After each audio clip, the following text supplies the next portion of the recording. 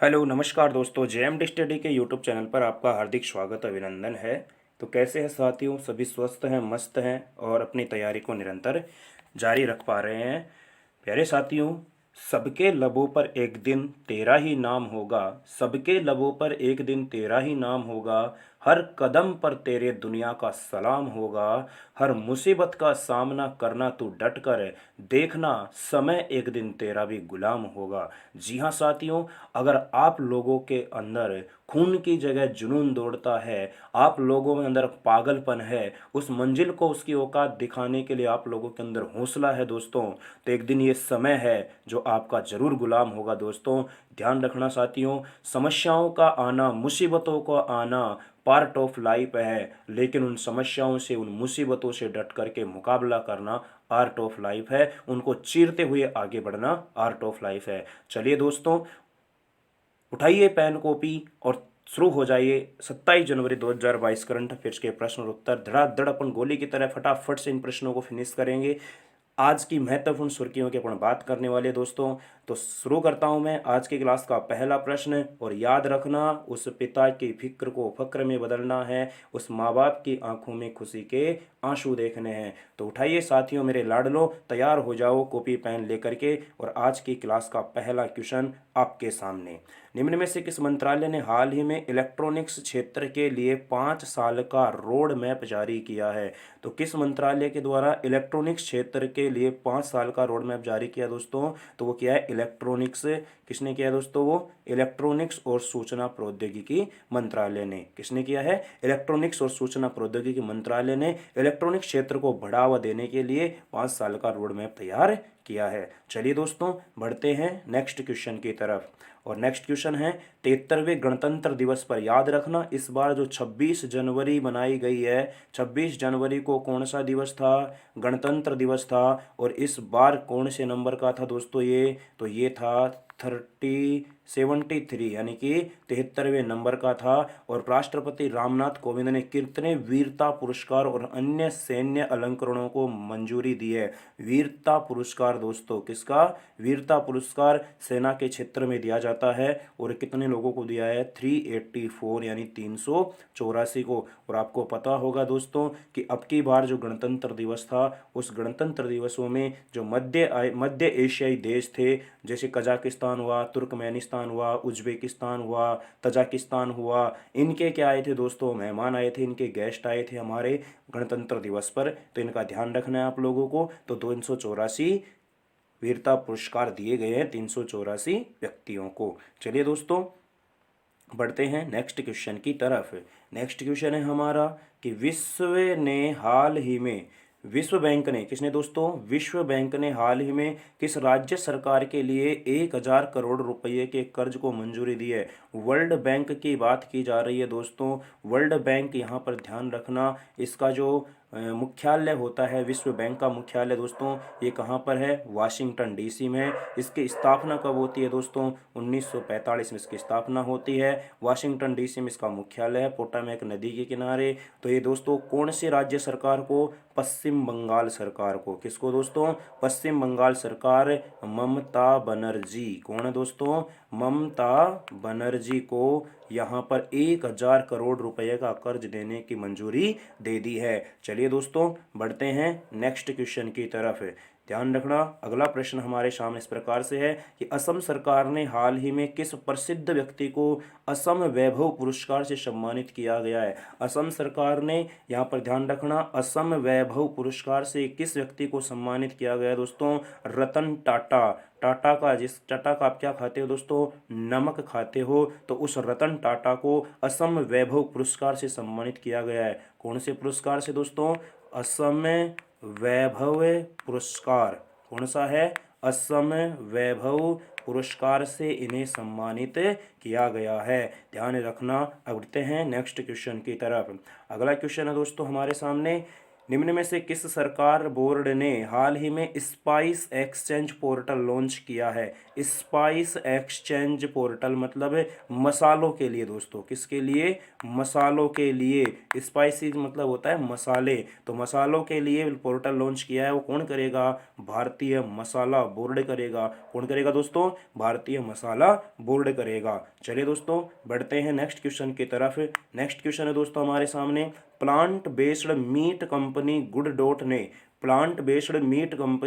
Good dot ने हाल ही में किस खिलाड़ी को अपना ब्रांड एम्बेसडर बनाया है? तो ध्यान रखना, प्लांट बेस्ड मीट कंपनी यानी कि जो नॉनवेज कंपनी है दोस्तों, उसके जो गुड डॉट ने नॉनवेज कंपनी गुड डॉट है दोस्तों, उसने अपना ब्रांड एम्बेसडर किसको बनाया है? ये बनाया साथियों नीरज चोपड़ा। और याद करो ये नीरज चोपड़ा कौन से वाले नीरज चोपड़ा है दोस्तों? ये वही नीरज चोपड़ा है जिन्होंने टोक्यो ओलंपिक में, किसमें दोस्तों? जिन्होंने टोक्यो ओलंपिक में क्या जीता था? स्वर्ण पदक जीता था।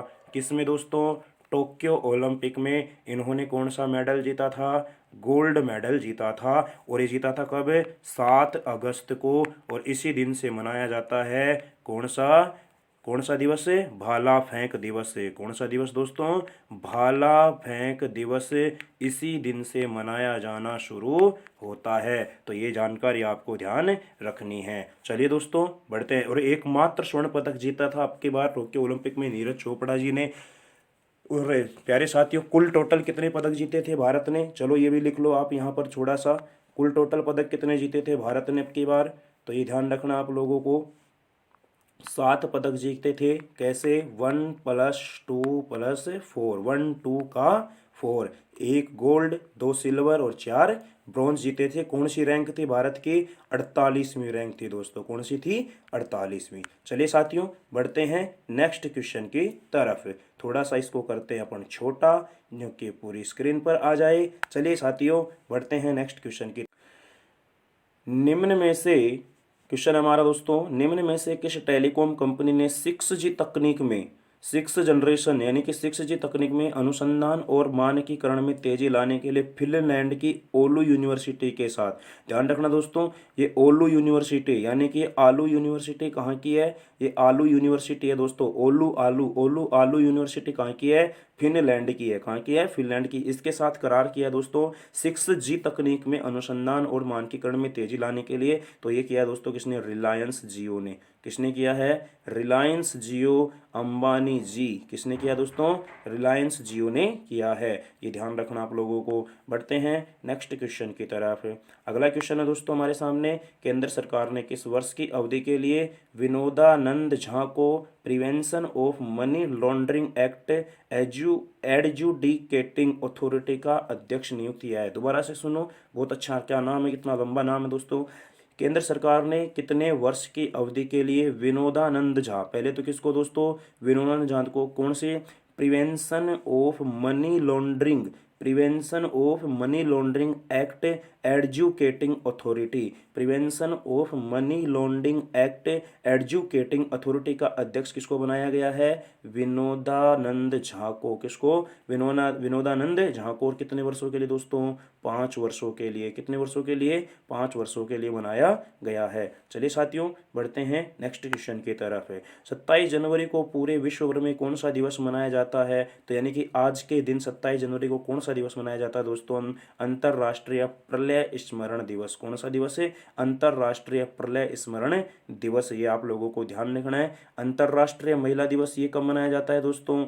8 मार्च को मनाया जाता है। कब मनाया जाता है? 8 मार्च को। अंतर्राष्ट्रीय विज्ञान दिवस ये कब मनाया जाता है? 28 फरवरी को। कब मनाया जाता है दोस्तों? 28 फरवरी को। ये आप लोगों को अच्छे से ध्यान रखना है। चलिए दोस्तों बढ़ते हैं नेक्स्ट क्वेश्चन और आज की क्लास का अंतिम क्वेश्चन।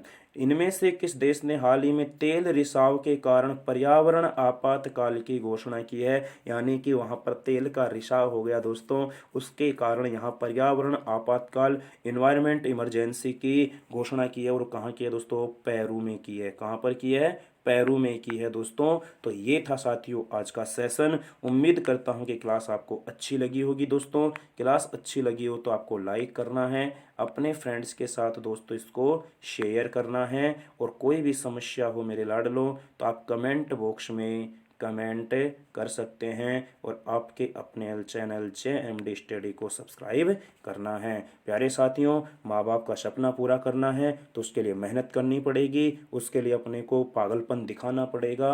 और प्यारे साथियों, जो भी इस विद्यार्थियों के साथ या छात्रों के साथ जो भी कुछ हो रहा है, जो प्रतियोगी छात्र हैं दोस्तों, उनके साथ सरकार के द्वारा जो भी यहाँ पर ये नाटक हो रहे हैं दोस्तों, इनसे आप लोगों को डिमोटिव नहीं होना है। ये धीरे धीरे सब कुछ अच्छा हो जाएगा दोस्तों। इसलिए ध्यान रखना, कुछ गलत ना करते हुए अपनी मेहनत को निरंतर जारी रखना साथियों। ये आप लोगों से छोटी सी गुजारिश है दोस्तों, इस बात का विशेष ध्यान रखना, क्योंकि माँ बाप की एक उम्मीद हो तुम, उन माँ बाप की आंखों का तारा हो दोस्तों तुम। तो इसलिए ध्यान रखना, ऐसा कुछ गलत ना करके अपनी मेहनत के बल पर और अपनी हौसले के बल पर दोस्तों करके दिखाना है। एक दिन सब कुछ अच्छा हो जाएगा, कोई दिक्कत वाली बात नहीं है। चलिए दोस्तों, अपना और अपने परिवार का, अपने माता पिता का ख्याल रखना, ध्यान रखना, अच्छे से मेहनत करते रहना। मिलते हैं नेक्स्ट क्लास में नई करंट अफेयर्स के साथ। तब तक के लिए बाय बाय, टेक केयर, जय हिंद दोस्तों।